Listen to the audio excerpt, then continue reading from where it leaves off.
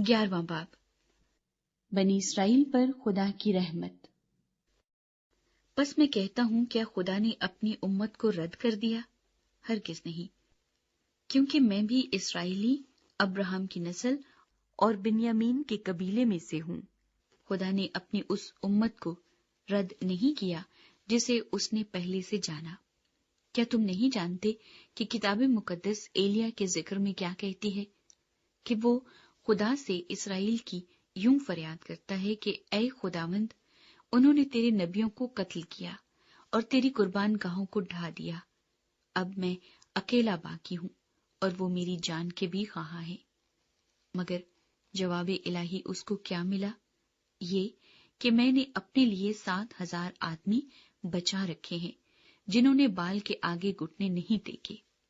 بس اسی طرح اس وقت بھی فضل سے برگزیدہ ہونے کے باعث کچھ باقی ہیں، اور اگر فضل سے برگزیدہ ہیں تو اعمال سے نہیں، ورنہ فضل نہ رہا۔ بس نتیجہ کیا ہوا؟ یہ کہ اسرائیل جس چیز کی تلاش کرتا ہے وہ اس کو نہ ملی، مگر برگزیدوں کو ملی، اور باقی سخت کیے گئے۔ چنانچہ لکھا ہے کہ خدا نے ان کو آج کے دن تک سست طبیعت دی، اور ایسی آنکھیں جو نہ دیکھیں اور ایسے کان جو نہ سنیں۔ اور داؤد کہتا ہے کہ ان کا دسترخوان ان کے لیے جال اور پھندا اور ٹھوکر کھانے اور سزا کا باعث بن جائے۔ ان کی آنکھوں پر تاریکی آ جائے تاکہ نہ دیکھیں، اور تو ان کی پیٹھ ہمیشہ جھکائے رکھ۔ بس میں کہتا ہوں کہ کیا انہوں نے ایسی ٹھوکر کھائی کہ گر پڑے؟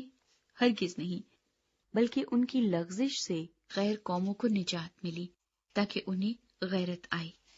بس جب ان کی لغزش دنیا کے لیے دولت کا باعث اور ان کا گھٹنا غیر قوموں کے لیے دولت کا باعث ہوا، تو ان کا بھرپور ہونا ضرور ہی دولت کا باعث ہوگا۔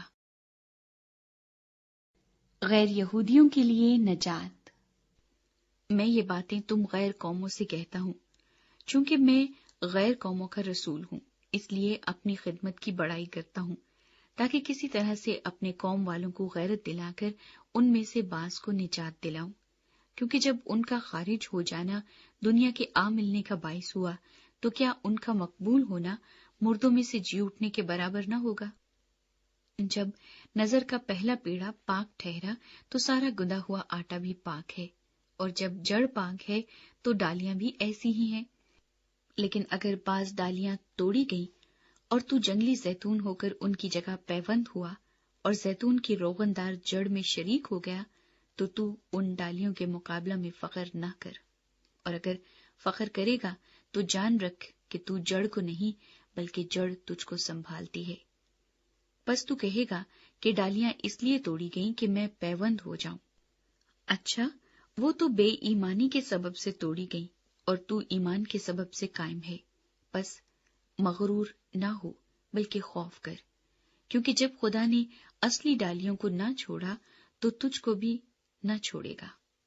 بس خدا کی مہربانی اور سختی کو دیکھ، سختی ان پر جو گر گئے ہیں، اور خدا کی مہربانی تجھ پر، بشرطے کہ تو اس مہربانی پر قائم رہے، ورنہ تو بھی کاٹ ڈالا جائے گا۔ اور وہ بھی اگر بے ایمان نہ رہیں تو پیوند کیے جائیں گے، کیونکہ خدا انہیں پیوند کر کے بحال کرنے پر قادر ہے۔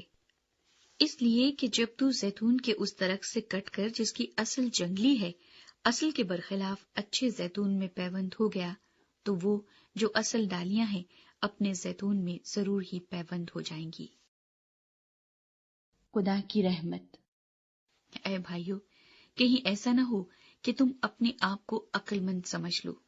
اس لیے میں نہیں چاہتا کہ تم اس بھید سے ناواقف رہو کہ اسرائیل کا ایک حصہ سخت ہو گیا ہے، اور جب تک غیر قومیں پوری داخل نہ ہوں وہ ایسا ہی رہے گا، اور اس صورت سے تمام اسرائیل نجات پائے گا۔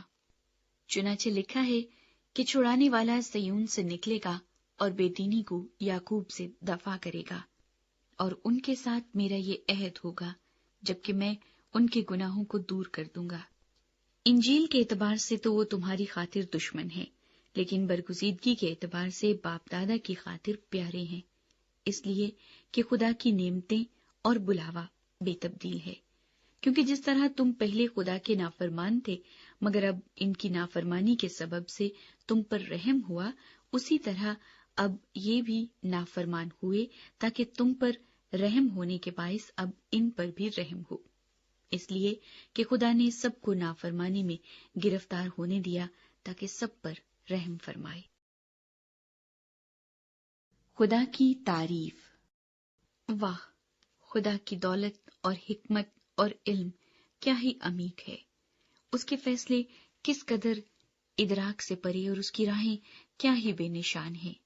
خداوند کی عقل کو کس نے جانا، یا کون اس کا صلاح کار ہوا، یا کس نے پہلے اسے کچھ دیا ہے جس کا بدلہ اسے دیا جائے، کیونکہ اسی کی طرف سے اور اسی کے وسیلے سے اور اسی کے لیے سب چیزیں ہیں، اس کی تمجید ابد تک